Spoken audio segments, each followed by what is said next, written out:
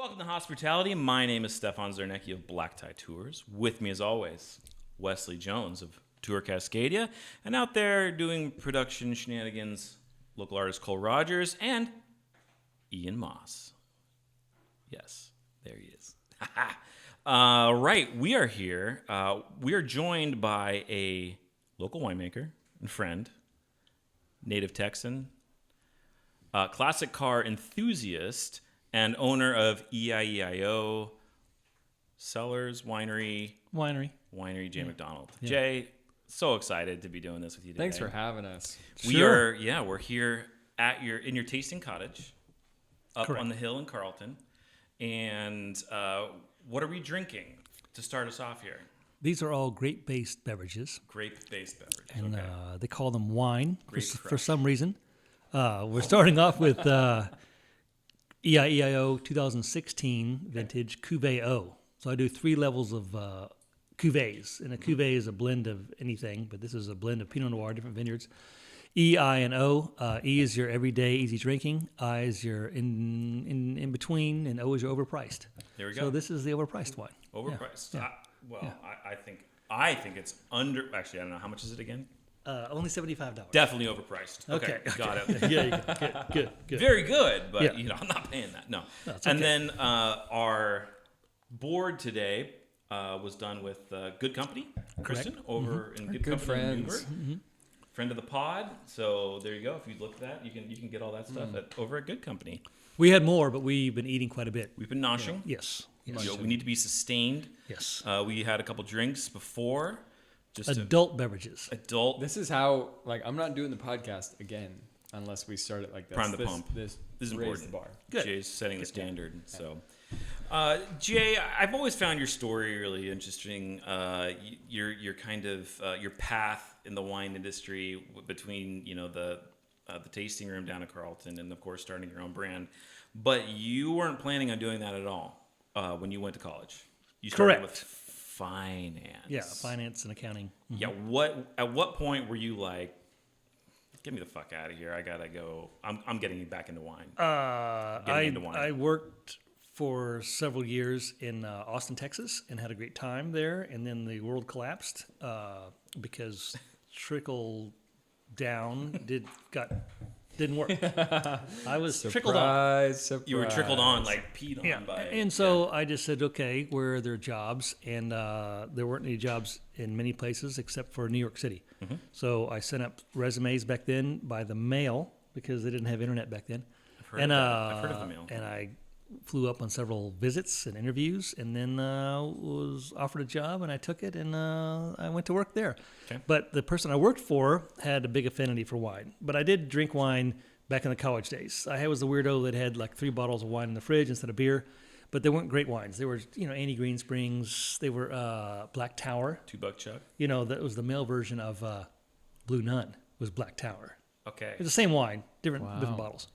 Somebody's gonna get that. Some marketing. Yeah, expert. somebody older than me will even get that. Sorry. But no, so I drank wine as enjoyment in me. And then the person I worked for in New York, Alvin Dwarman, he had a cellar in the building, and he would share nice bottles of wines once a month or so. And when I had an expense account working there, that's when you learn about wine. So you're not paying for it. And somebody else is. Wise. And wise. so Take notes, when youngsters. things ended after 5 years there, the world changed again economically, and our division was no longer. And I said, I'm going to try this wine thing, see if that works. And I went and toured around the North Fork of Long Island. I talked to people there for a couple of weeks. I went outside of hill country of Texas, San Antonio, Austin area, and I went up to Sonoma and Mendocino County. And then I came here and went to Walla Walla area as well. And everyone here, Oregon-wise, was the most embracing. Mm-hmm. And so they said, you want to work in this business? That's your background? Do you have time for lunch? I'll set you up with, all sorts of people. And so it worked out very well. What year was that? 93. Okay. And I started just learning 93, 94. I made wine with good friends who now have their own winery, Brian and Jill O'Donnell, Belpont. Yeah. Also in that group, it was a home wine group, was a guy named Peter Rosbach, who has Shanane, and David O'Reilly. Peter. David O'Reilly, they've gone separate ways, but they've all done fine. Sure. And 2 other people who, Ken Casilla was in the group, and he has his own vineyard now. But most people in the group, I think 7 out of 9 of us got into the wine business ultimately. So it's kind of fun. Good group, all still good friends. And I started a business called the Tasting Room in Carlton in 1995 for wineries that didn't have tasting rooms. Because back then, most people were young and they had a wife and kids, like you, and they didn't have time to do everything. They could maintain the farm, make the wine. They didn't have time to sell it. They're raising kids. They're doing everything. So I would sell the wine for them. And it was great because what ended up happening was the wines that I represented were the wines everybody wanted because they couldn't get access to them. Were they better wines? Perhaps. But the thing was it was scarcity or non-access. So I represented, in the early days, Cameron, Domaine Drouin, Ken Wright, Domaine Serene, Bergstrom. All these people were just starting at the time. Sure. And so it was great. And then when 2008 happened, you remember that, everybody took their wine back because they needed to make as much money as they could. I said, well, I had a great run for 14 years, so there's no hard feelings. And during that time, I also was working at different wineries for free, volunteering, either in the vineyard or during bottling or during actually fruit processing. We call that harvest now, another fancy word. And I worked in the what's it called, a fruit processing plant. They call it a winery. Yeah. So it all worked out that I learned a lot, and I learned necessarily what's not right or wrong, just different techniques to process your fruit. And then I started EIEIO as a negociant in '98, first vintage, all purchased barrels. And then I grew into leasing vineyards and having somebody make it for me. And then in 2003, I jumped in with both feet, started Oregon Winery number 333. Wow. EIEIO. Yeah. I think you could put that up, maybe. Another mural, 333. It's right over there, hidden behind that wall. Oh, that's Yeah, what it is. yeah. Winery 333. Great number. 3 3s. It's a perfect number. Now you're next door to a gentleman named David Polite, who is a good friend of mine as well. Good. Yeah. I'm the young whippersnapper. He's the old crotchety guy. We get along really well. Good. Smoke weed. Yeah. Listen to some Grateful Dead or whatever he's got on the record. Yeah.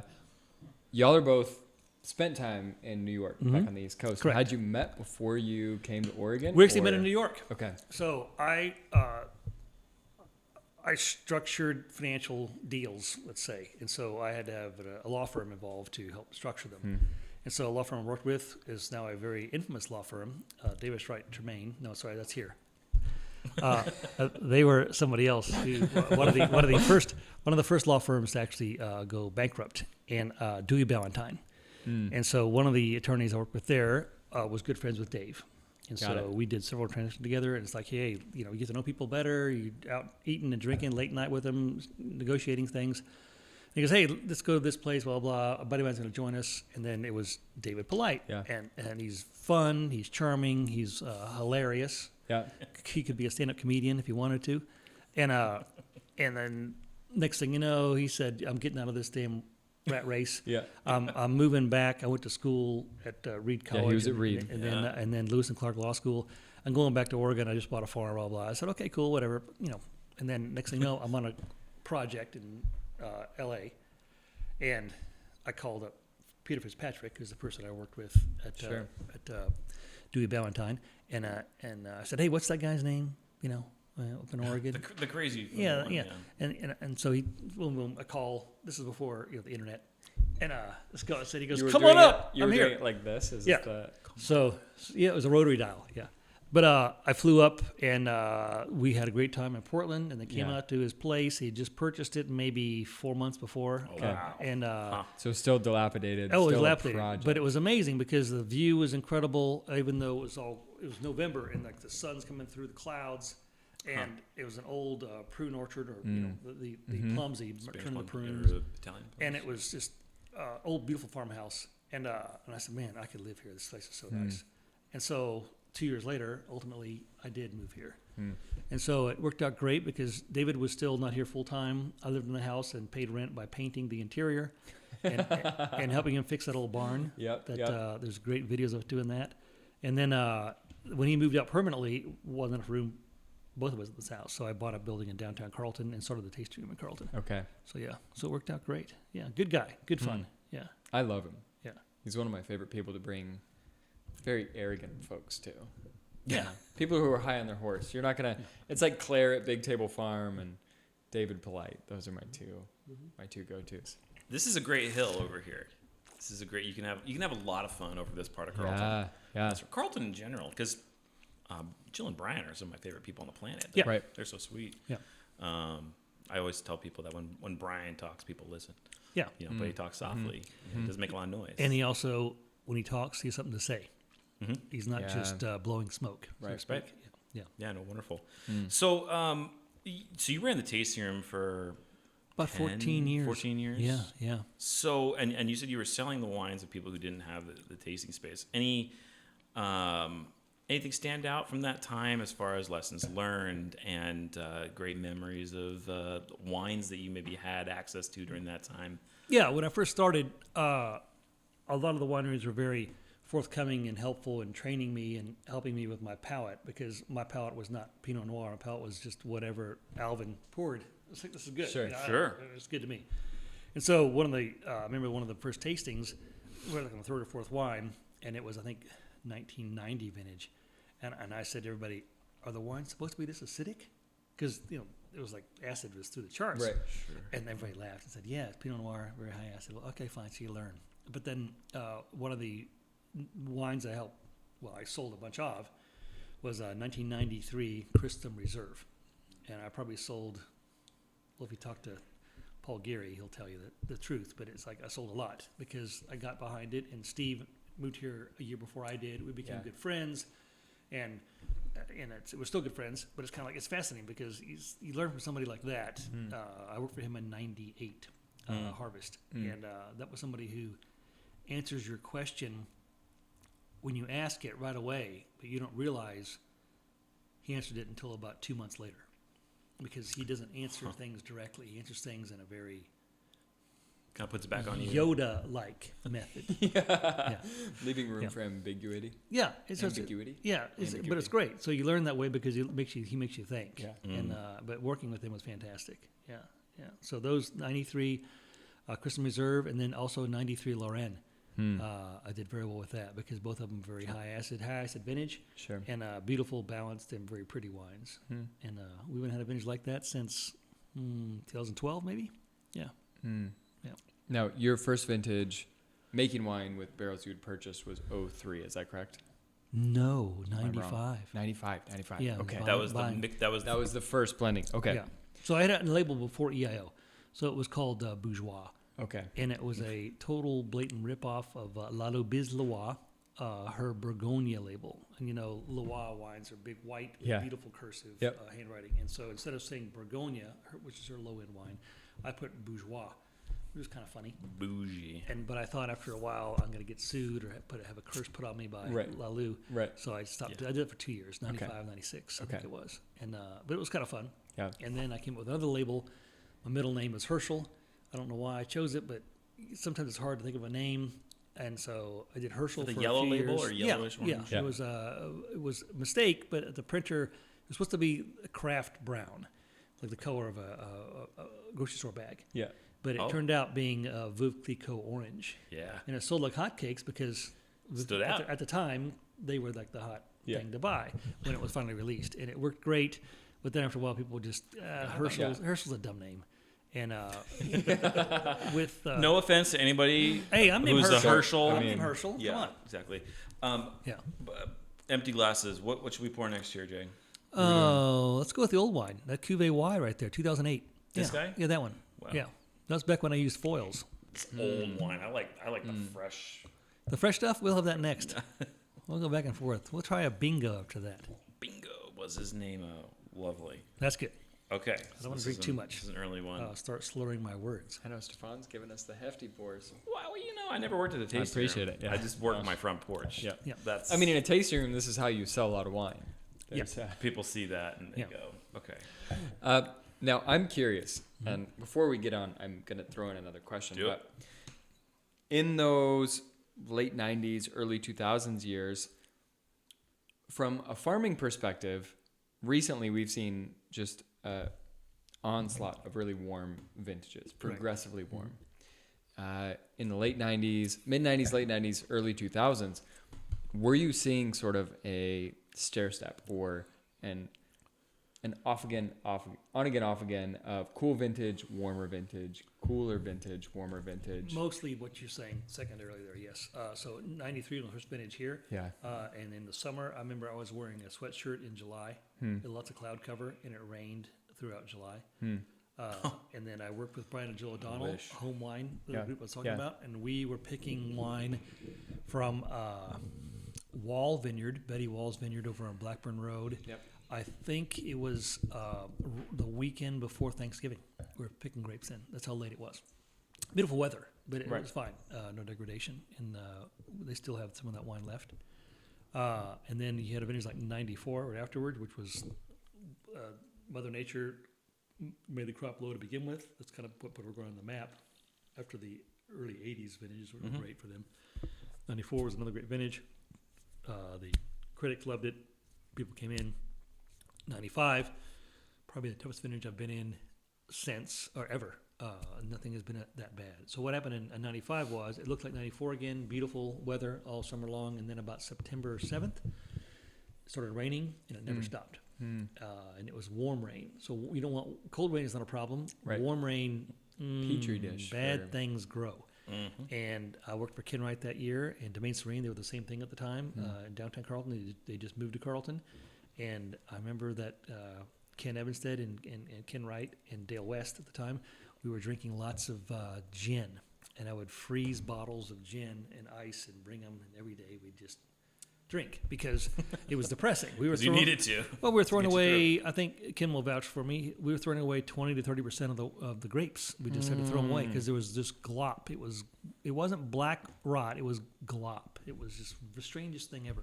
Not the noble rod. No, that's only There's good. nothing noble That's about only good for white wine anyway, so it didn't Right, work for red wines. But anyway, it was a disastrous vintage, but the wines were drinkable. But it was so much work you couldn't believe it. We were working 24/7 for weeks and weeks on end. No Goldilocks there. But then you had 96 after that, which was fine and balanced. Maybe high acid, if anything. 97 was fine, austere. Some high tannin levels in those wines. 98 was another great vintage, like 94. 99 was one of those vintages which huge yield and then very fruit forward wines. And if you added acid back then, they're probably still good. If not, they're probably dead. 2000, 2001 was, they were both fine. 2002 was great again. 03, we had the winds come out of the southeast and desiccate all the fruit. And that was the year everybody... It was warm winds. Well, it was 103 degrees, yes, Yeah. In September. It was crazy. And so Interesting. we had to bring in, Productive, what's it called? Reefered trucks to put all the grapes in because Right. you couldn't process fast enough. Everybody Right. wanted to pick at the same time. Right. 04 was fine, nice balanced year. 05, Cooler. 06, 07, and then 07 was, everything has been fine really since 95, if you want to really look at it that way. People think that 11 and 13 were bad. I made some of the best wines I've made, those vintages, and the critics think so as well. So it's so funny to me with the critics, I wasn't discovered until 2007 vintage. Right. And 7 was a tough vintage, 11, 13, and I was at the top of everybody. And it's like, that's fascinating because why? Well, I think because I didn't know what I was doing. And you have to try harder when things are tough. Hungry. Yeah, and so other vintages that are perfect, let's call it 2012, I did fine, but I wasn't anywhere near the top 5%. A little easier to make a good wine that year. Yeah. I was lazy. I didn't try as hard. I drank too much. No, just kidding. Yeah. All that gin. Yeah. You do have that nice collection. Yeah. All right. So looking back a little bit, you worked with Ken Wright. You worked with Domaine Duran. You worked with Josh. I worked with Josh Bergstrom a lot. I didn't work with Druin at all. No Duran. Oh, you sold the Duran. Yeah, That's totally right. But Josh and so his dad, John Bergstrom, and Josh and I, we all got along great, and we started that winery. So Josh started at Lemelson, then he went down to Flynn, and then they built the winery there, and I was part of that. I was one of the first AP licenses in the state with Bergstrom. And after we did it, Dr. John said, we're no longer doing AP licenses because the paperwork is just insurmountable. And so I was there for 5 years, and then went off on my own, and I leased space at different wineries, different buildings, and then I built my little winery down at the bottom of this hill here in 2017. So yeah, you get to the point where you get old or mature, and you decide that I don't want roommates anymore. Yeah, fair enough. Because hygiene is a relative term. Do you do any custom crush? I do. Yeah, Yeah. a little bit. I've got. Come talk to Jay. I've got a couple clients right now, and I may have a third one coming on board. But yeah, it's good, and Yeah. they're super small. They're doing between 300 and 500 cases, and that's perfect. It's a good So size. yeah, you have a unique tasting format. Yes, It's when I say unique, you're the only one in the valley who does it this way. If you're 1 to 6 guests, correct, the cost is $500. correct. No matter if it's one person that comes in, 6 people that comes in, and then that $500 immediately goes towards wine purchases. Correct. You're walking out with $500 worth of wine, no matter what. Correct. You get a nice plate of snacks, of nice meats and cheeses curated by yourself. So, why did you go that route? I had the tasting room for 14 years, and Carlton went from me being the only place in town with retail wine. It was me and Ken Wright Sowers / Dwayne Serene in the early days. Yep.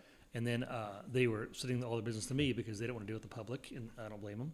But next thing you know, I'm doing great with the tasting room, and then 2008 happened, and then I took it back, like I was saying earlier, which is understandable because the economy changed. I started this winery tasting room up here, and it was appointment only. But what I learned was people will call and say, "Hey, no, we'll be there at noon, but we're over here at X winery, Z winery. We're having so much fun. How about tomorrow?" It's like, what? No. They don't get it. So there's nothing at risk. So Right. I went from appointment only, no prepay, to $300. Okay. Yeah. And I found that that wasn't enough. People would still show up late or say postpone it until the next day. And so I just said no more. So $500 is a hurdle enough to make people have something at risk. And you know what? People show up on time, and they have a great time, and they understand that time is the most valuable thing there is. Right. Time Right. is currency, right? Yeah, and so everyone gets along great. And those that don't want to pay the fee, Yeah. they're not my target audience anyway. So Right. that's fine. Yeah. Right. Yeah. Exactly. And they know that you take your time Yeah. seriously. Yeah. Yeah. Yeah. Yeah. Exactly. When it's such a unique experience and that you're tasting with the winemaker, proprietor, owner, and most folks that are serious about their days are spending 500 plus. Yeah, I when they average go do a tasting. $22.50 per appointment in Right. sales. So it's very worthwhile because you attract the buyers Right. and not the tire kickers. Right. It's like I tell people, I don't go to the Ferrari dealer and try to drive their cars because I know I can't afford a Right. Ferrari. Right. So it's like the same thing with wine. It's as a hobby, but if it's out of your comfort zone financially, you should go to a place that has more affordable sure. wines, or more affordable tasting fees. Well, and the beautiful thing is Yeah. there's a place for everyone in the valley. Right. Yeah. And my wines aren't You know? expensive. Yes. My wines range from $25 to $125. And it's Right. like, okay, and the ones that are $125, they sell out on the mailing list. It's not as though they're even being poured because Right. they're all gone. So everything's average about $42 a bottle. So Yeah. that's within the realm of what Oregon is. Right. So Yeah. And during these tastings, you're not probably pouring the cheapest, and you might pour the most expensive, kind of depending on. I pour some older wines. We just poured an 08, Right. and Yep. so I'll pull something out of the cellar which is older. These older wines are $125 a piece because who else has 08s? And they're still cellared properly and tasting 100%. good. And they're not going to buy a case of this stuff, nor do I have a case to sell them. But it's like, oh look, I've got 3 cases left. I can afford to go ahead and pour 6 bottles this year, Right. and it works out fine. Yeah, but mostly we're pouring current releases, 16 through 18s. 19s will be released this fall. So Okay. yeah. Wonderful. I mean, and I think they hold up very well. They're excellent wines. It's been an interesting process because it's hard for us as tour operators to vet. We see somebody like you and some of these other small operations that we value your time and we value their time because they're small operations. But for you, you've kind of created the barrier, and in some ways it makes it easier. Right. It's a matter of my phrasing it though in Yeah. the emails. For sure. But also, to go back with you and your company, you had a group that was 14 people, and my limit is 6. And you can divide it up into groups of 6 and figure it out, or Right. 6 or less, and Right. we'll make it work. But I'm not going to change what I'm doing up here for 2 reasons. I've learned over the years that I cannot control more than 6 adults who are inebriated. And that's what ends up happening. You're not Yeah, drunk, but you're yeah. at the point where you're emboldened. You think you're better than you are, and you take over. But with 6 people, you can control them. And more than that, it's hopeless. Yeah. Plus, there's no room here. Come on. This is Right. like, what, You- 300 square Right. feet? Yeah. This is it. Well, but you're comfortable enough with what you do with your brand, with your wine, to see that potential sale. Yeah. Go, That's fine. and it's okay. Yeah. And I think there's a lot of people in business and in wine or whatever that feel that need to chase those sales, Right. and they're not valuing their Right. time and Well, sanity. as a tour operator, in front of God and everybody, I haven't brought you anybody in 3 years. Yeah. And that's on me. We were talking about sales techniques and stuff earlier. It's a totally different game when I'm in a tasting room, running a tasting room. It's another, and we're building out the new website. We're changing our language. I've been so concerned for so long with making sure that anyone who inquires feels welcome and accepted. Right. But so much so that I've limited the number of folks that actually could experience higher end experiences because I'm afraid of making someone who wants to do the more entry level tastings and are going to pay me great rates, and I can keep a driver's make the family same no matter fed, what. right? Like, Yeah, that's so you know, at risk of not hurting their feelings, I haven't Yeah. found the language, and so that's what we're working through It's right tricky. now. Is how do we create the questionnaire? How do we do the drop down menus? How do we actually make sure that everyone that comes through our service finds the right kind of fit while valuing a winemaker's time? You know, so Well, you let them know that you're meeting with the person who actually makes the product. You're Yeah. not meeting with some marketing person, right, or someone who was just hired, or whatever. You know, it's like I'm a one-man show, right, so I'm busy, yeah, and I do 2 tastings a day, Yep. and that's it. And you've and not every day. No. Because you travel, because you're hustling. yeah, You're yeah. selling your wine in Texas or whatever. California, Yeah, moving you're driving around. And Arkansas. Arkansas. You're selling your wine in Yeah, Arkansas? man, I'm doing really well Really? in Arkansas. Yeah. What a great state. Yeah, Arkansas is a lot like Oregon. I don't think we have Yeah. a whole lot of listeners in Arkansas, so we can. I've Well, never you been might- to Arkansas. I can't Well, speak. Yeah, never been. It's a lot like Arkansas. Oregon. You know, Oregon has one person who's wealthy. We'll call him Phil Knight. And then Arkansas, they have the Walton family. And everyone else is in second place. Yeah, and that's the same thing in Oregon. Okay, well, as long as they're drinking wine. Yeah. All right. So okay. I'm a huge fan of your wines. I've always found them very expressive, Me too. and interesting. Why is your wine so good? Tell me what's. I don't obviously want all your secrets, but what do you think it is about the way you see the wine, your approach, that has made you successful? It's not me. That's one thing Oh, God, you come on. realize. No, it's not. And the thing is, you want to have access to a vineyard or a site or a block of grapes that have personality. Okay. And even if you don't like that personality will help the rest of your wines to blend in to make it interesting. And so, well, a good example is right there. Let's open up that 19 Maverick, okay? Not released yet. It'll be out this fall. Maverick Vineyard, owned by Tony Reinders, ex of Domaine Serene, and it's all planted to California clones of Pinot. So this is Swan, Mount Eden, and Calera clone, and a little 943, the alleged Romani Conti clone. And his vineyard site is very warm, valley floor, south facing. And so it's like, why not? Why not plant California clones, hot climate clones, in a cool climate, which is a very hot site, though. And if you're Okay. believing in global warming, then he's ahead of the game. So this vineyard site is massive, in your face, almost Yeah, obnoxious. Okay, but you can make a wine that this is what people will buy if they don't like Pinot. A lot of people here are coming to Oregon. Okay. Tourists are coming here going, we heard Oregon's a great wine country, let's check it out. But they're drinking Merlot, Zinfandel, California Cabs. That's fine. Absolutely. Nothing wrong with those wines. So this is a gateway. And it's like, this is a great gateway Pinot because it's like, oh my God, this wine is massive. And it is. And it's fun. But it does mellow out with about 4 years of age where it's very smooth and Wow. beautiful. But this is fun. That nose. But see, it's a good example. That nose that just pops. Yeah. Really pops. Just bright.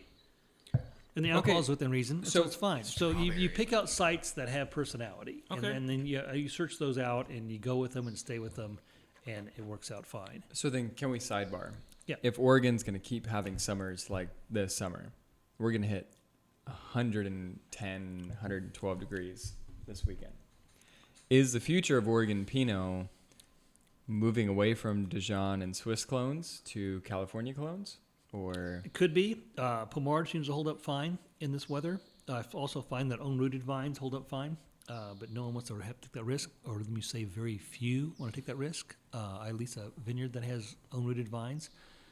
These vines that are grafted onto different rootstocks that pull in more water don't seem to handle water like rain near harvest well, nor do they handle drought stress or heat stress well. We will see what this year will be interesting to happen. But right now, the heat, this is what's happening right now is not going to really affect the grapes that bad. If this was happening in September, it'd be a problem. But right now, it's not really an issue. Be cooking grapes. I think we're going to see more different varieties planted here. Maybe some Nebbiolo, maybe some other warmer climate, maybe Cab Franc. We'll see. We'll see. now is that going to be at the 600-foot elevation or higher? Or I have no idea. yeah, Yeah. Do you think that's going to hurt Oregon's brand though? No. No, because right now people, we say, what do you think about Oregon Right. wine? They say Pinot Noir. right. Yeah. Yeah. That's They don't think Nebbiolo. That's they don't fine think because Cab Franc. the people you're asking that question to, they're 5 years behind anyway, Right. so it doesn't really matter. So if we're talking futuristically, we interviewed Jim Burnell, Mhm. Willamette Valley, and his prediction is that Oregon or the Willamette Valley is going to become the premier destination for growing sparkling wine grapes. Well, because that's what he's. It's what he's putting doing. in. Sure, Yeah. sure. I totally get that. Yeah. Yeah. 100% get that. But do you agree, disagree? Thoughts And on if you're sparkling? not comfortable, I love sparkling getting wine. into a gym but I had David Schiltnick, critic, said that you should have your. I have a wine that's called White Pinot, which is basically Pinot Noir made like a white wine, which is the base for sparkling for the most part. And he said you should make this in sparkling wine. I said why? I'm selling it all within 4 months for a lot of money, and if I make it in sparkling, it's going to take several years, time, and expense, and the economy in 5 years is going to change. Who knows what's going to happen? Yep. So I'm not going to do it. And some people have done it. A lot of people have Right. done it. David Polite is doing Right, it, and right. then there's tons of people out there that are making great sparkling wines. But the pricing has to be so high to pay for everything. Yeah. And it's kind of like, well, you can do it, you can make it, and I'm sure the sales are great, but I don't think it's a viable long-term business strategy. Yeah. It's going to be a passion. If you really want to make sparkling, People are if already that's in what it. you want to make, Soda's doing Go fine. ahead and do it. Argyle's doing fine. People are already big and into it. Yeah. Fine. They've already got. They're established, economically, they're you're known. like, There's an economy of scale. But if you're only going to do 100 cases, like I'd probably do, there's no way it pencils out for me. You're Right. not going to put it down in If If a I was garage doing for 3 1,000 years. cases, Right. maybe it would. Right. But I only make 2,000 cases total. So it's Yeah, no, I'm fine. Yeah. interesting. I love poking that bear because Yeah. the responses are so different Yeah. from everyone we talk to. I like drinking sparkling. I do too. wine. You saw there's glad- plenty in the fridge. I just Yeah, I brought a know. case back from Social Goods, put it in my wine fridge. Yeah, there you go. It's gonna be There's- hot. There's good Let's stuff. get some bubbles going. All right. What would be maybe one piece of advice to somebody who wants to get into the wine industry? There's some. I've had students, as a teacher, and and a kid comes to me and says, "Yeah, I live here in Willamette Valley. I want to get into the wine industry. What should I do? What would you recommend? What's some piece of advice?" If they want to get into it, they should start at the bottom and work their way up and learn something. And what I think I would ask them before they even get in the wine business is this. Do you make your bed every morning? Okay. And if they say yes, ask them when they started making their bed every morning. Because you have to keep your winery so clean. If you're making wine the way I do, which no yeast, no enzymes, no SO2 until it's finished. And then I put in SO2 tablets. But it's a huge risk. And if you don't understand what cleaning is about, or you don't make your bed every morning, then you shouldn't get into this business because you're going to make wines which are going to be hit or miss. You may Okay. get lucky, you may not. But if you, Well, maybe they don't want to make wine. if they don't want to make wine, then learn how to repair tractors. Yeah. There we go. I'm gonna There you talk go. to Jesus, Aiden. man, that's Aiden. so I'll true. tell him. Yeah. Repairing tractors, huh? Well, they get paid a lot of money. Tractors and forklifts. Small Yeah. tractors and forklifts. Yeah. Small engine repair. Yeah. Interesting. You saw Carlton develop. Ken Wright purchased a bunch of buildings, started selling them back to the owners of the businesses. From what you saw in Carlton, and I dove deep in the internet, got to see some old interviews with you, and it seems like you were right on. You Yeah. predicted Carlton's growth. Yeah. What are your predictions for Carlton, Dayton, some of these smaller towns that aren't right on 99? Yeah. You know, do you see them growing at the exponential rate they are now? Is it going to slow down? Is it? I looked at land when I first moved here, and our properties, and I didn't know enough about vineyard land to buy anything, Right. nor did I have the money for that matter. But I needed a place to live and a place to work, and I was looking at Amity, Dayton, and Carlton, mostly because Carlton and Dayton actually have a town feel to them. Right. And everyone was saying, no, you got to be in Dundee. And I said, Dundee is a potty stop. There's not a town there. Yep. Okay. You're There going are to the some casino or great. the coast. There's some great vineyards Right, there. right. Okay. Don't get me wrong. And Yeah, there's some great yeah, restaurants there. Right. But there's no town feel there. It's just a part of Newburgh. Yeah. Okay. And then that's Still, that's the to way it this is. day. And so you kind of go, why Carlton? Carlton, you have to want to go there. So I was the only place in Carlton at the time in the wine business. Right. And so it was a destination. So you attracted people who wanted to go here. It wasn't just you happened into it. Right. So, but Carlton has evolved into what it is now with, I think there's 24 tasting rooms there now and several different restaurants. And it's doing great. And I see it still evolving and becoming nicer and nicer Right. as far as nicer homes, nicer place to stay. It's still less expensive than, let's say, Newburgh or McMinnville for that matter, or Dundee. Dundee's still the highest price real estate. But it's kind of like because it's a name. People Right. understand it. And Carlton's like, where the hell's that? You know, it's further, 5 miles further west than Dundee, that's all. And 5 miles north of McMinnville. But I think that there's huge upside here. And the biggest upside is in Yamhill if they ever allow businesses to go in there. But the Yamhill's another story together. Don't get us started. Don't on get Yamhill. us started. Yeah, but There's still places to hitch your horse in Yamhill. Yeah, that's right. And then I do have, when I had employees, and they were commuting mostly from Portland, and they said, well, you know, the commute's so far. I said, what do you mean? He said, well, I need to pay more money because the job's so far from where I live. I said, well, you know what? It's called the Tasting Room in Carlton for a reason. Right. There's a reason I want to Why go to don't you Portland. move here? And they just said, well, it's too expensive. I said, then look at Willamette. Look at Sheridan. Right, There's right. lots of artists out there, a lot of musicians out there, Compared lots to of people Portland, that it's are going on. I said, you can get a Right. place out there, and you're 30 minutes to the ocean and an hour and a half to Portland. What's wrong with that? Right. And that's probably the next place as far as boom goes, as far as residential goes. But I just think that Dayton has huge upside still, and it has a good town feel to it. Carlton still has a good town feel to Yep. it, and Yamhill could. Well, it has a town feel, but if they wanted to Well, allow the quality business of there, these restaurants in these tiny, like still kind of podunk towns. Yeah. I don't say that to be offensive. Like they're still tiny country towns, Correct. but you have Earth and Sea, you have Joe Palmer House. You like, I tell people all the time that I The think our bistro. restaurants here are as good as anything in Portland, yeah, out in the Yep. valley. Yep. No, we don't have the variety. Yeah. Obviously. Yeah. But I'd put up but Tom Palmer is House, doing Painted Lady, incredible and things Recipe these places up to anything at in Earth Portland. and Sea. Yeah. Like, Oh yeah. Yeah. Earth and Sea is currently my favorite restaurant. I'm a huge fan. yeah, I was just there 3 times last week. That's Yeah. all, just 3. Just 3 times. Did you get the What'd you you get the get? bone Yeah. and tomahawk? What's the move? I got the scallops or scallops to start Yeah. with, and then I got the fish. What is it? It's not halibut.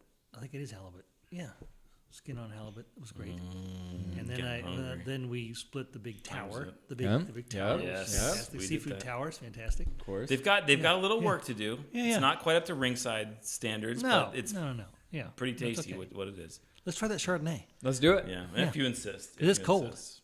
Yeah, where it All was right. it was cold.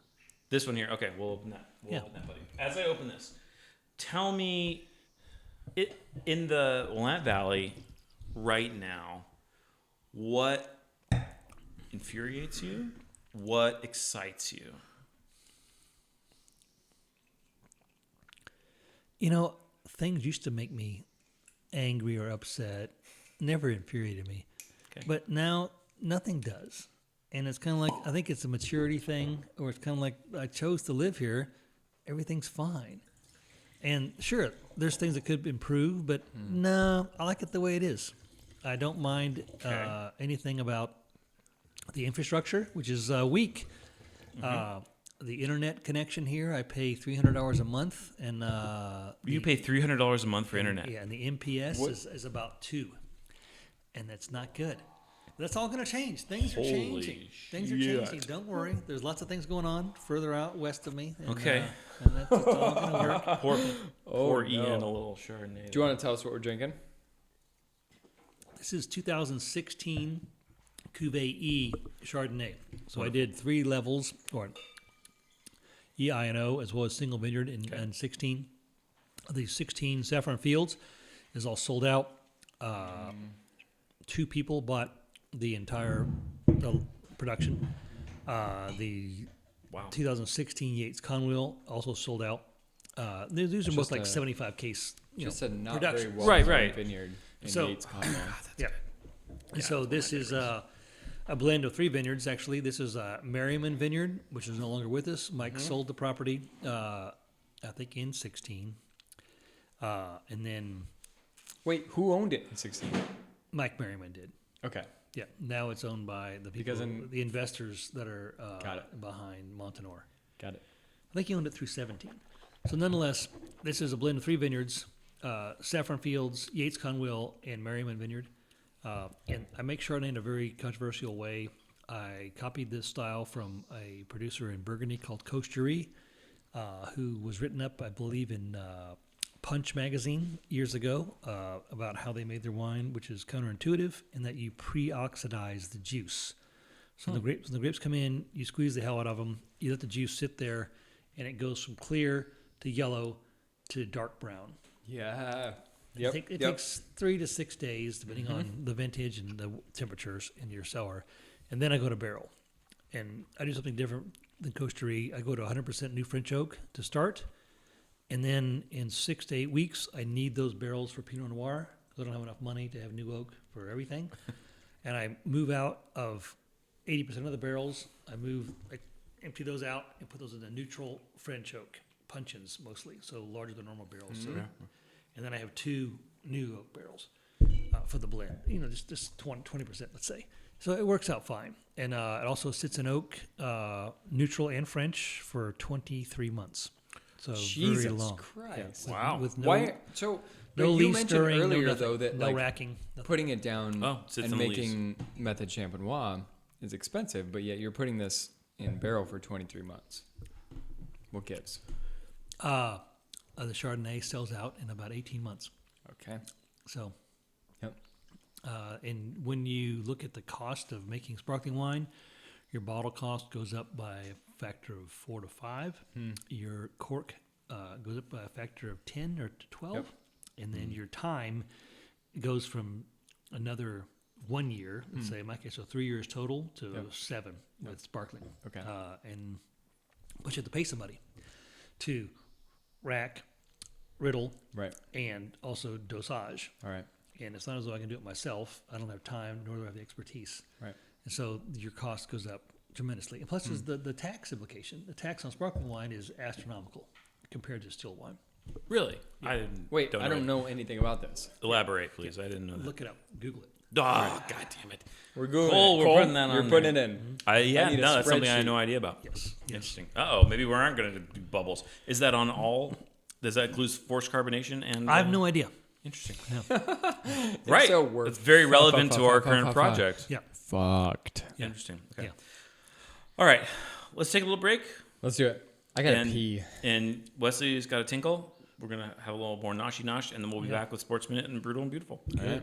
All right. Welcome back. Jay, you poured us another Chardonnay, or we poured ourselves. Tell us about what we're drinking here. This is a single vineyard Chardonnay, the biggest supplier of my Chardonnay program, Yates Conwell Vineyard, which is due west of me, surrounded now by the Jadot project known as Resonance.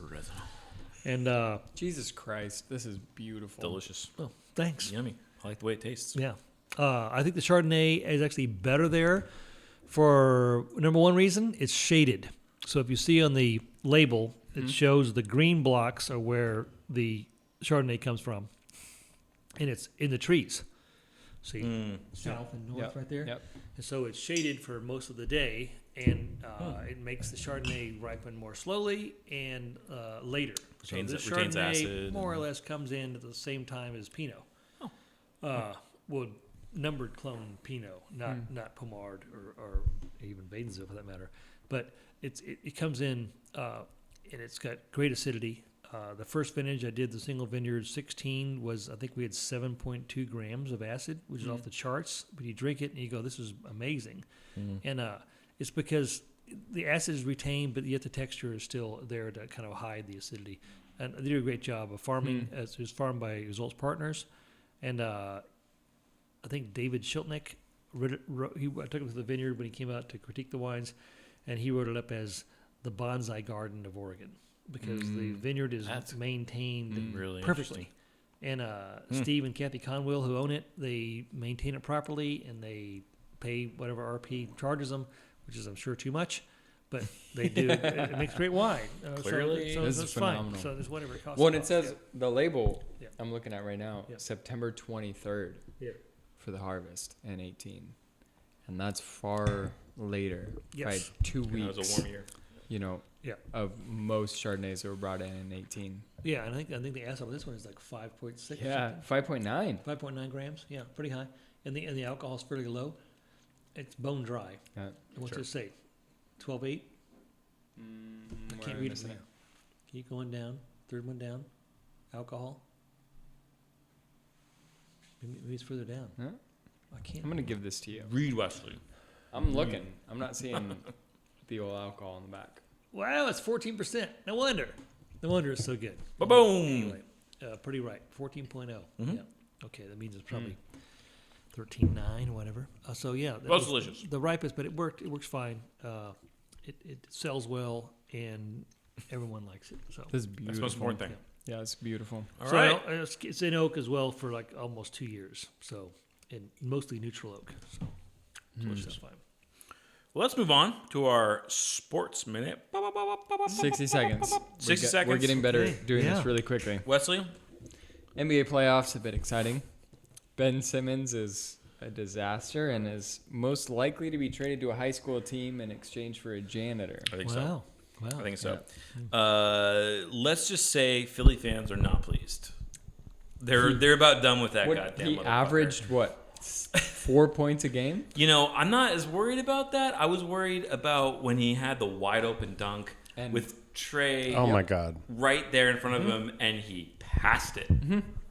For the game. Game's And on the line. let's just strike down any rumors that Damian Lillard is going to be traded for Ben Simmons, No. which is what people Well, have floated no, all no, over no, the no. internet. Rumors are that CJ would be traded. Well, or Ben For Ben Simmons. Simmons. And I've heard the Damian Lillard thing from Stephen A. Smith, and it is going to be well, that is Stephen A. such Smith is bullshit. an asshole who doesn't know what he's talking about. Ben Simmons will be traded.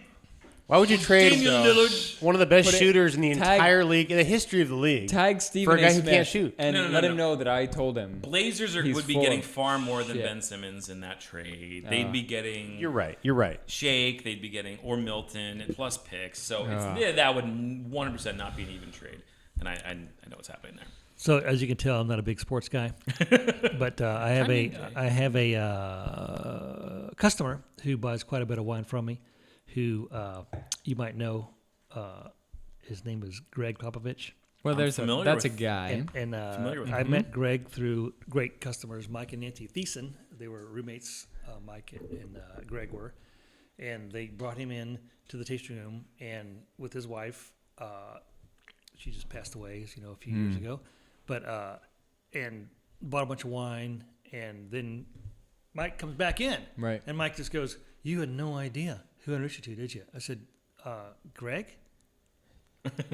And he goes, The Pop. Yeah, you don't know who he is." I said, Pop. "I don't follow sports." And he goes, "Oh my God!" So he leaves, and then Greg comes back in, Love it. and he said, "I'm going to buy wine from you because you didn't try to blow smoke Right. in my ass." Right. And I said, "I'm just telling you the truth, man. I'm sorry. Right. You know, but I said, sports is sports, and that's great. And you do your thing, I do mine. And it's But great. Greg's been in the Valley for a Oh, while. yes, he's a big investor in A to Z. Right. And last time he was in, he came by with a few of the players and bought a bunch of wine. And he said, "Hey, I want a bottle of wine to take to the blending trial for he has his own brand, Right. Arm and Hammer or Arm and Rock or something like that." Probably not our But it's like he gives it away. Right. It's for charity Right. stuff. He said, "I want a bottle of wine that I want to bring to the blending to say, here, copy this." And I said, "Okay." So I gave him Cuvée O. Yeah. And so he did that. And of course, the people who are behind A to Z, Sam Tannehill and Bill Hatcher, called and said, "You're such a dick." And I said, "What? I said, what There's am I, no what, way what we am I can gonna give fucking him? Something else? replicate Come this. on, this is funny." There's no way we can replicate So this. so we all get along fine. And Greg's a good guy, still buys wine. And Greg's a great yeah, guy. And He's one of those guys in the sports very world that's smart. a mentor to Very his players. smart. Yeah. He's outspoken Yes. on social issues. Yeah. I have the utmost respect for Greg Popovich.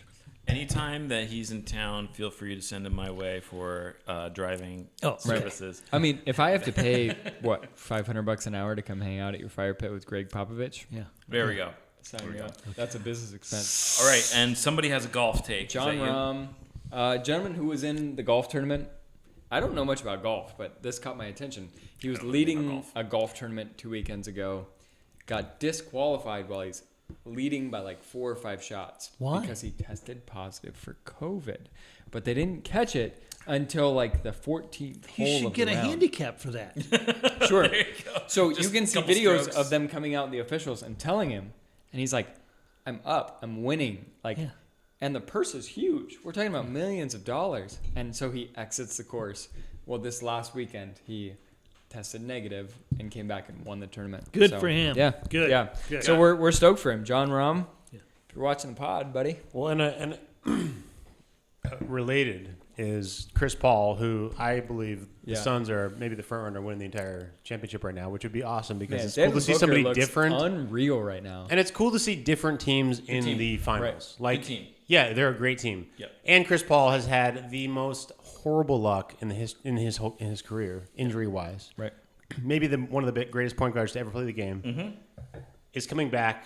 I believe he came back tonight. I think tonight. That's the right way. So cool to see him. He had the COVID bug. Right. Had to miss the first 2 games, and they won both games. Devin Booker leading the way. But yeah, Well, COVID's it's hitting shitty too everything. because he just went into the stands after the game to like visit his family. Yeah. And so the whole NBA Well, he beat- protocol came down and was like, that's "You why went he into the got stands. Yeah. Now we're gonna test you 6, 7, 8, 9 times." Well, he and one of beats them came he back beats positive. LeBron in 6 games. Right. And then sweeps the Nuggets. Right. His greatest playoff so far Right. performance in his life. No injuries this time, Yeah. and gets COVID. So we all, and Chris Paul Yeah, again. man. We Chris know Paul, you listen, we Devin know you listen to our Booker. podcast religiously. DeAndre Eaton. Yeah. Let's Yeah, go. I know. I'm Fun- a, I want them to watch. win. I'm a rooting Suns for them. fan this I agree. year. And I will add in one quick hot take. There's tons of great soccer on. If you're a soccer fan, you got the Euro Cup going. Shut up, Copa America. Oh man, it's beautiful. Go watch yourself some soccer.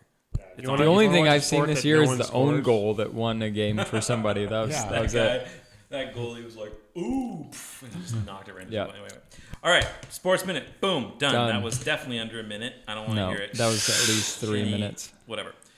So, what is brutal and what is beautiful? It's gonna be hot as fuck this weekend. I've never seen it so hot. No, me either. Triple digits, but Like 109, We're into the teens. 112, 107 for this weekend. Yes. And the It's problem is, discouraging. I have tours planned for this weekend that I planned 4 or 5 months ago when all we could do was book outdoor tastings. yeah. And in the meantime, now that we've opened back up, the indoor tastings are available but have been booked out. So my guests who are trusting me with their vacation weekend are, you know, They might be one hosting. of their 4 tastings is going to be sitting in 100+ degree weather. Well, if they're players, let me know. Yeah. Yeah. send them a bill. Yeah, because I moved everybody who was tasting here. Let them know via email. I said we're gonna be in the cottage. We're gonna be in the house. And they go, "Why? The cottage looks so nice on Instagram, Right. social media, whatever." And I said because the house is air conditioned, Right. and right now it's great here. It's Right. fine. But We got the double doors open. yeah, There's a breeze. and it's a also breeze. 9 o'clock. and- 9 o'clock. Yeah, it's also late. Yeah, but so one group I actually moved forward. So instead of tasting at 10, we're tasting at 9 a.m.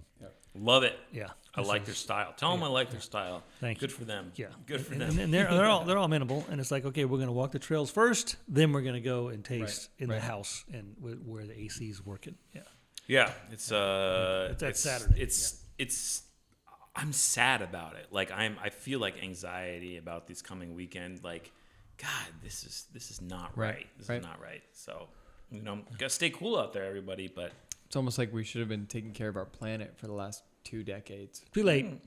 Yeah, let's have some more Fuck Cuvée me, E. right? Yeah, yeah, Cuvée E. go back to that again. All right, That way you can actually tell the difference between that's way near you. Third one in from you. There you go, Make, Stefan. There you are, we go. Daddy. taste the difference here. Let's see what Also, else. as tour guides, we utilize rental car companies Oh, that's right. to Yeah, carry, yeah. especially after last year. So for me, we took our losses on the chin and decided we weren't going to build our fleet. so different. Enterprise, for whatever reason, just doesn't have vehicles. Yeah. So we'll book groups Well, we know why. 4 or but 6 weeks in advance. Yeah. And I'll go to try to get a car. They're like, yep, Yeah. nope, don't have it for you. Scary. And it's so difficult. It's part of our businesses to rent vehicles during the busy time, Right, not carry those car payments, not carry the insurance, right. in Over the slow dead time, season. Right. and it's just what we planned for, and it's scary now. Like there's Well, because we'll have rentals and we'll get 2-3 weeks out and call to check in. They're like, yep, nope, sorry, we don't have a car for you. Yeah. yeah, There's a It's like, great no. Seinfeld You about don't understand. I have buyers from Texas coming this weekend, and I need that 15-passenger van or that SUV. And I've got a Not for confirmation. EIO though. It's too many people. Okay, right. sorry. But there's also there's layers to this. Not only can we not serve these people, as tour providers book up. Right. We get all booked up, and then people are like, oh shoot, I couldn't find a tour provider. I guess we'll just drive ourselves. They fly in. They can't get a car. Guess either. what? There's no no rental. fucking cars. Yeah. Yeah. They take an Uber or Lyft down to the valley, to the Allison or wherever, and they've got all these tasting appointments. They have no way to get there, and dinner, they have no way to get to dinner and back. I don't know what's going to happen. It's going to be crazy this year. Yeah, it's fascinating because what the companies did when COVID hit, they sold all their inventory. Right. And then the car manufacturers quit making cars, and then now it's a double whammy because everything's opened back up again, and there's no cars for sale, Right. and they're delayed on manufacturing, so the price of cars is insane right now. Mm-hmm. I'm thinking about selling. I've got 7 cars. You want to buy some? You have 7 cars? Do you have a 15-passenger van you want? I don't. No. How about a premium SUV?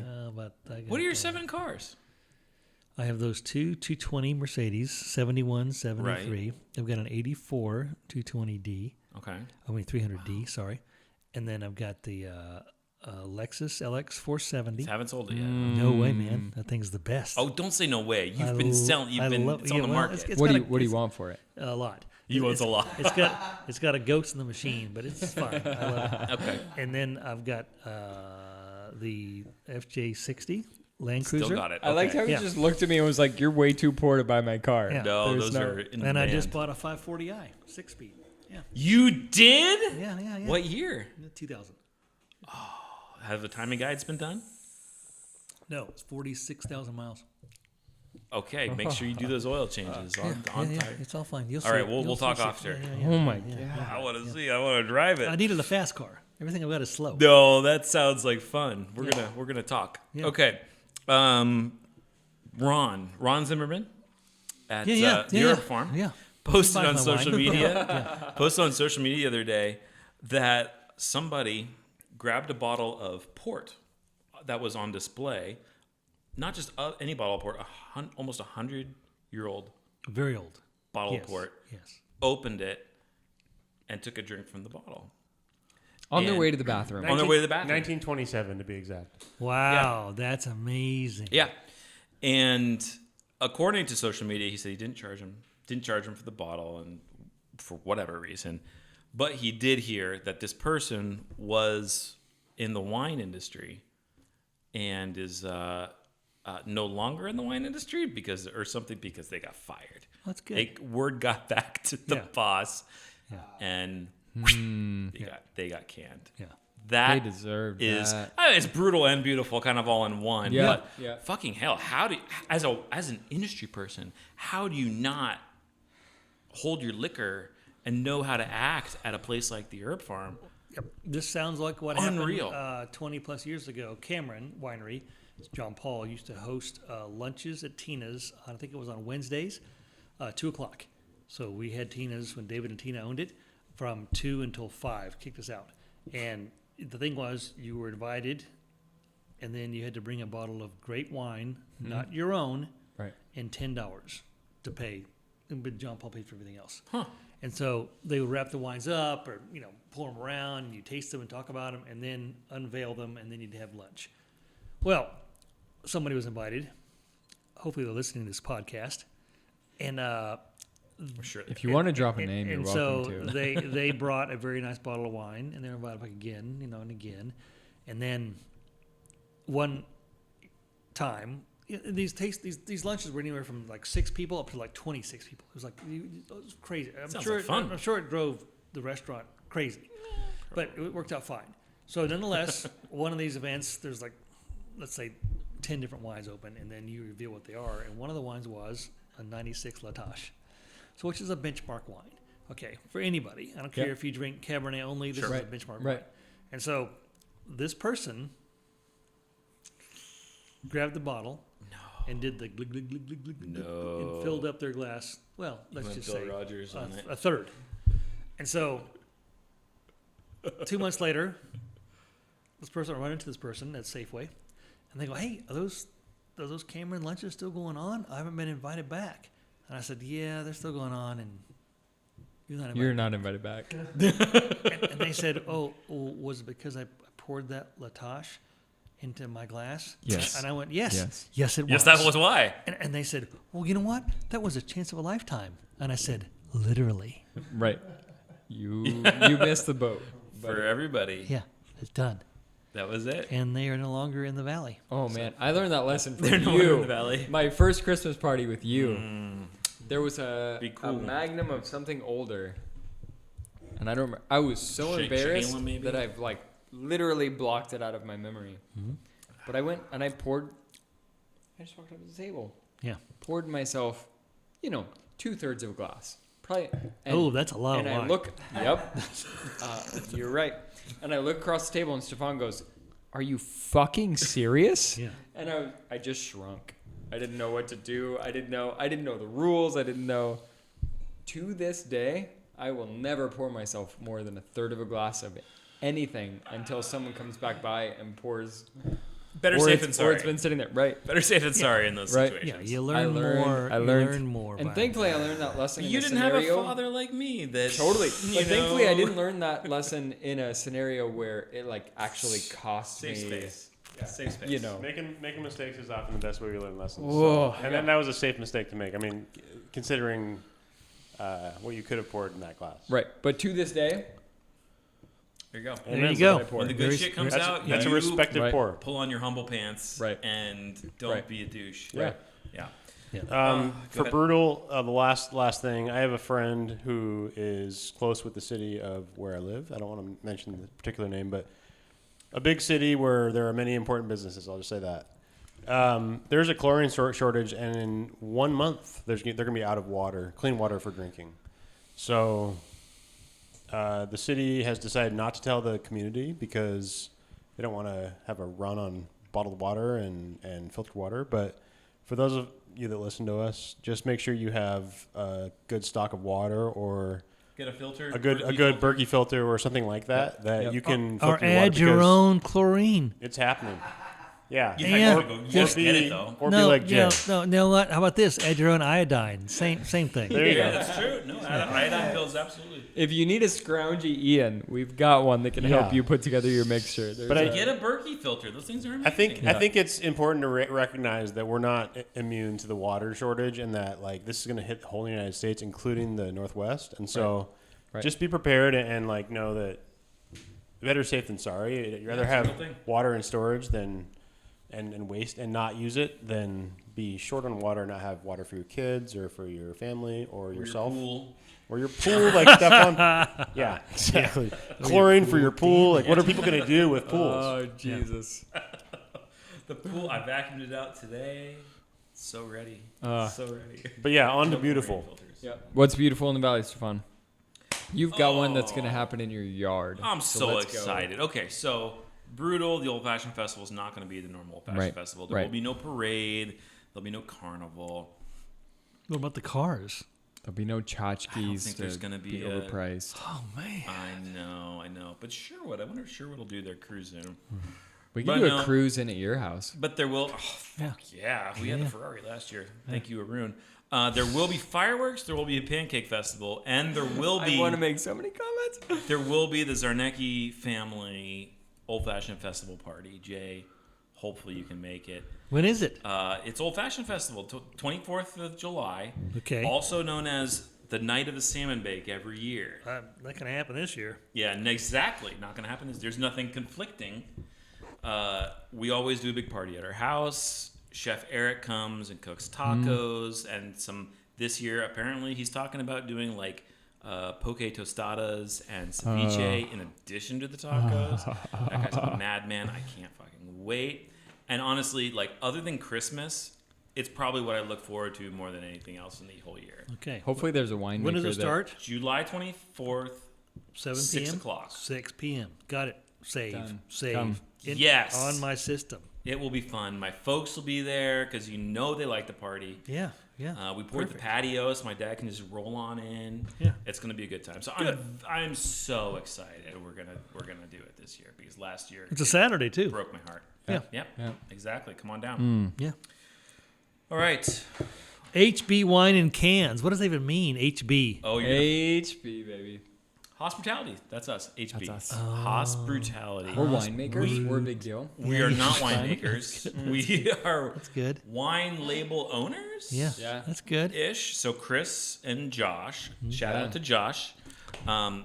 Yep. Thank you, Josh. Over at Roots, they canned up. I think maybe 70-80% of our wine. Yeah. Did the forced carbonation into that old that rosé. So And- Cole told me that you gave him some cans, I've got it at the house. and I have yet to taste it. Come on Force over. carb. I'm Come fucking on ang- over. I'm 30 bitter minutes right from now. now. Let's Yeah, go. let's I go. can Yeah. handle Yeah. you being better. Yeah. You'll be All right. I'm ready for you. Come on over and grab them. Yeah, he sent us home with a little thinger-dinger. Yeah, it's in cans. It's not labeled because it's not legal. You know, we're not selling it yet, but it's still an exciting step in our process, and that's very exciting. But illegally, if you want to come over and give me $1,000, we can have a conversation. wow. That's good. I like that. See? Hey. See, he's learning. And I'll just- tell you what, it's tasty. And yeah, it is very tasty. And also to add, we will be giving away at least a case of our wine to one of our followers here in the near future once we get a label on it. We Yeah, have buddy. it out for sale officially. But stay tuned because that's going to be something to look forward to from hospitality. We have some paperwork and labeling stuff to work out. It's minor. But I It's think coming. I think We're this so is close. a surmountable obstacle. Yeah. I've always heard insurmountable. Well, But I it's think been this is such a, it's surmountable. been such a learning opportunity. You know, like it's Ian, the come get first some time wine. we've ever Come- dealt with the Ian, TTB, you the can't go thirsty. OLCC. Come get some wine. Oh, yeah. You'll be Speaking of exciting things coming up, the Wine Crush podcast, who we are friends with, and We're doing it. we we are in conversations with them. well, I just want to give them a shout out and say they're Yeah. organizing the Evoy golf tournament at Micklebrook Country Club, Yep. and we want to support them and if anything else, just point you in their direction and tell you about this Yeah. event that's happening. It's This on is July 30th. So if you like golf or you like drinking wine, both are welcome. And potentially hospitality will be involved. We don't want to promise that right now, but just it's an awesome event and it's an awesome thing to support. Yeah. So please, Boy, we've been big fans of them yeah. Yeah. from, day one. We had Sam and Sophia on. Yeah. Yeah, so it'll be interesting Do- to see what they end up doing. Do what you can to support, Let your us vineyard know. stewards. Let us know if you want hospitality to stream live. Look at this. Jay's getting us on the social media. Let us know if you want us to stream live from the Ivoy Wine Crush podcast event. You never know. And if we're not there, just fucking support Ivoy. Yeah. Like, it's Without a doubt. important. It's, What is Ivoy?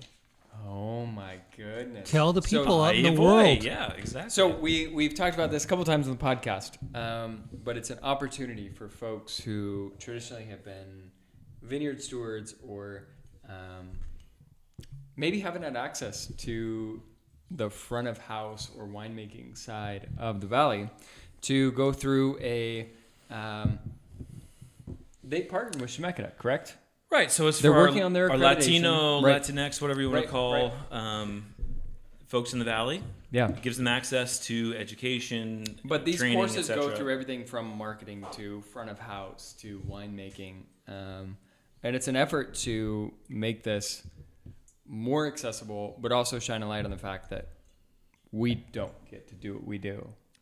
We don't get to have a podcast. We don't get to drive wine tours without our Latino, Latinx community. Yeah, this valley does not happen and without that work. The people you who know, do all the work.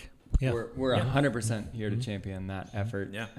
And to say that, and to, I think it helps to show that some of the most skilled and knowledgeable people in the entire industry are the people that work outside of the tasting room, outside of the sales group, Right. who, with the opportunity to get into that side of it, production or sales, are going to make some big waves in the community. Yep. Yeah, I'm Like excited. Jesus. One of my you know, former in- students is actually in the at White program. Rose. So, So Yeah. yeah, so please support that event. That's Yep. that's an important thing that Please, we're Yvonne, excited about. please. Yvonne George, I'm gonna shout out to you and tag you in this. Yvonne, he's in the Ivoy Yep. program, so it's exciting stuff. Yep.